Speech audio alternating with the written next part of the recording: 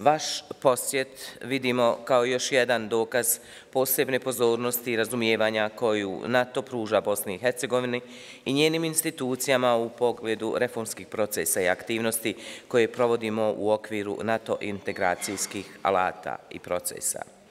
Kaže se da je NATO savez članica koji njeguje iste vrijednosti. Kao partner podržavamo sigurnosni koncept NATO-a baziran na strategijskim principima kolektivne sigurnosti njenih članica, svjesni da sigurnost ne dolazi sama po sebi, nego da je potrebno dati doprinos njenoj uspostavi i jačanju cjelokupnog sustava u obimu koji nam dozvoljavaju naše mogućnosti i postojeći resursi. Ponosni smo jer aktivno sudjelujemo u misiji Odlučna potpora u Afganistanu kao pouzdan partner NATO-a. Namjera nam je da i dalje sudjelujemo u izgradnji sigurnog i stabilnog unutarnjeg okruženja u ovoj državi, ali i drugim misijama pod okriljem NATO-a, UN-a i Evropske unije.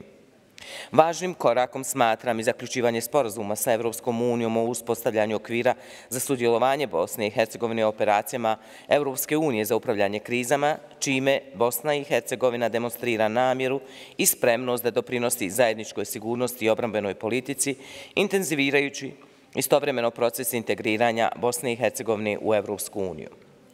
Predstavnici Bosne i Hercegovine sudjeluju u nizu međunarodnih NATO vježbi koje se u duhu partnerstva za mir, a prošle godine smo bili i domaćini vježbe Regex 16 i to smo prema općim ocjenama vrlo uspješno realizirali. Obzirom na to da je NATO dizajnirao poseban program za izgradnju integriteta i prevencije korupcije u obrambenom sektoru, Ministarstvo obrane Bosne i Hercegovine implementira projekt pod nazivom Nulta tolerancija na korupciju u Ministarstvu obrane Bosne i Hercegovine s ciljem efikasne borbe protiv korupcije. Posebnu pozornost pridajemo implementaciji rezolucije UN-a 1325 Žene, mir i sigurnost.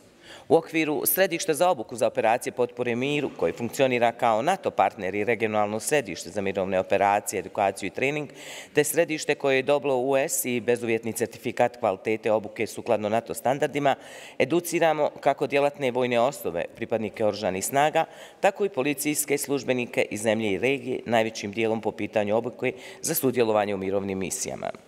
Ministarstvo obrane Bosne i Hercegovine je protekle godine učinilo još jedan korak i značajan napor u reformi obrambenog sektora izradom i pripremom dokumenta Pregled obrane kojim je definirana buduća struktura oružanih snaga Bosne i Hercegovine kao i planovi za buduću moderniziranje i opremanje sukladno NATO standardima što je usvojeno krajem godine od strane predsjedništva i sva podzakonska akta na temelju te odluke.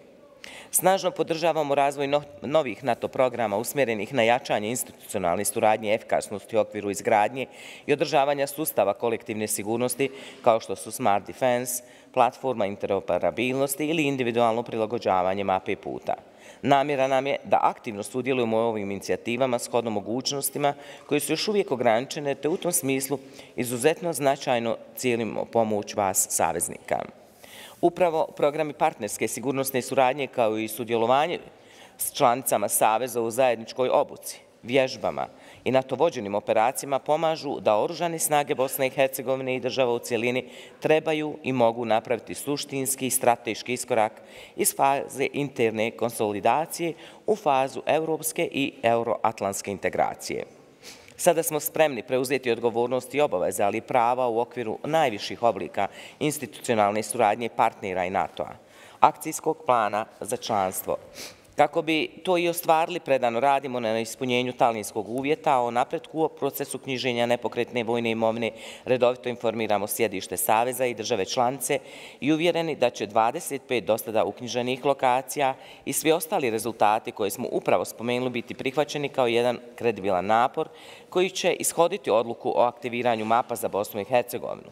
Duboko svjesni da odluka o aktiviranju mapa nije kraj puta, nego dodatni motiv za provođenje niza reformi u Bosni i Hercegovini, jer NATO nije samo vojni, nego i politički savez. Jasno je da odluku o tome donose članice Saveza, ali dopustite da iskažem uvjerenje da ćete na dužnosti glavnog tajnika i dalje pružati potporu Bosni i Hercegovini u njenim naporima da postane aktivna sudionica mapa, a onda i punopravna članica NATO-a. S tim uvjerenjem, gospodine Stoltenberg, na koncu još jednom vas srdačno pozdravljam i iskreno se zahvaljujem što ste svojom posjetom pokazali i dali potporu i Ministarstvu obrane i Oružanim snagama Bosne i Hercegovine.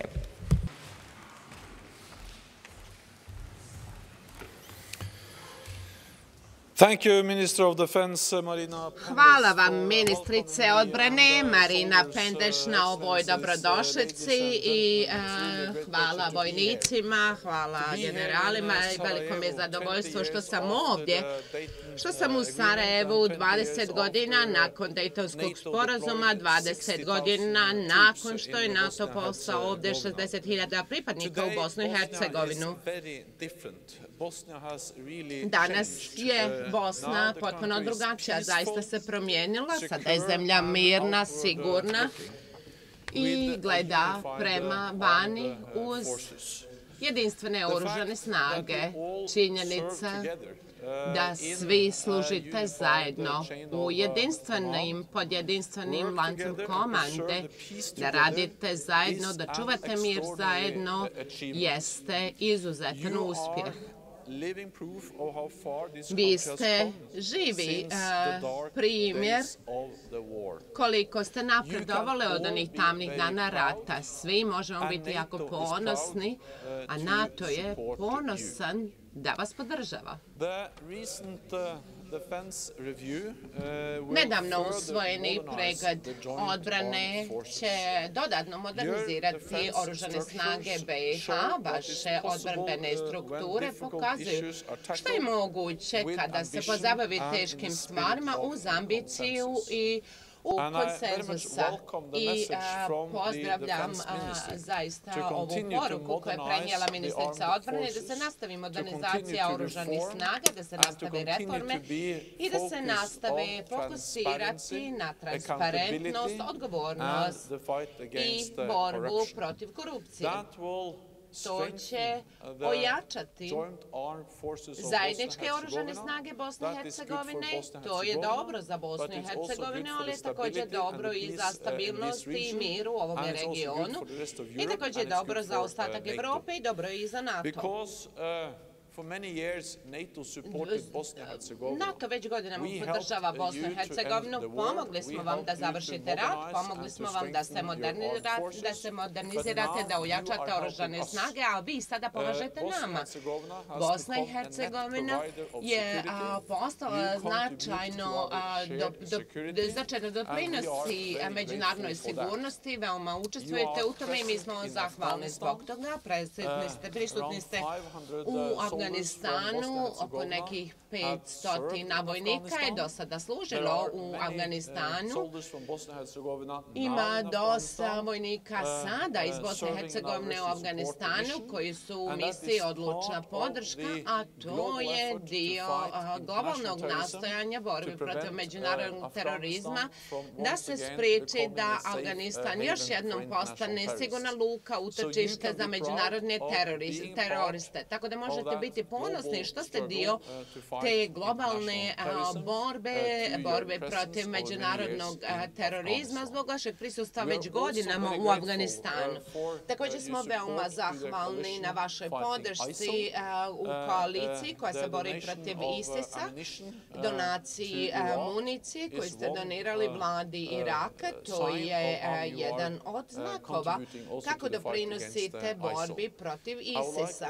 Također bih htio da vas pohvalim na doprinosima koje dajete u mnogim UN operacijama, a sve to zapravo održava kvalitet i profesionalizam oružanih snaga Bosne i Hercegovine.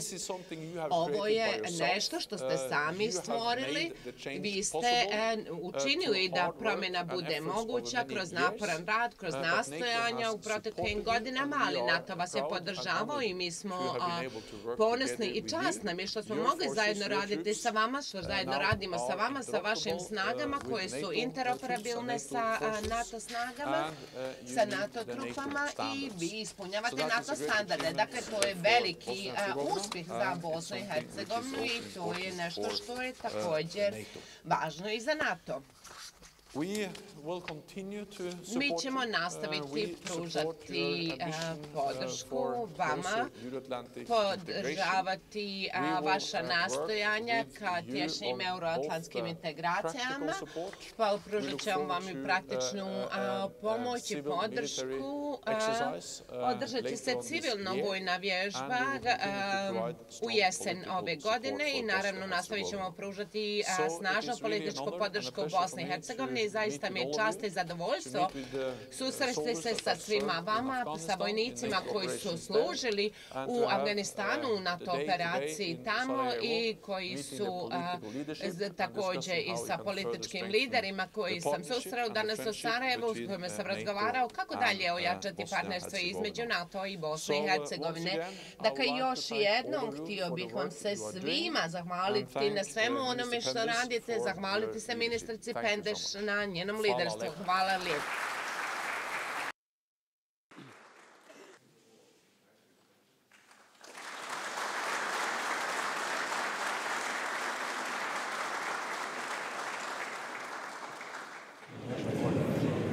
Thank you so much for the excellent work you've done.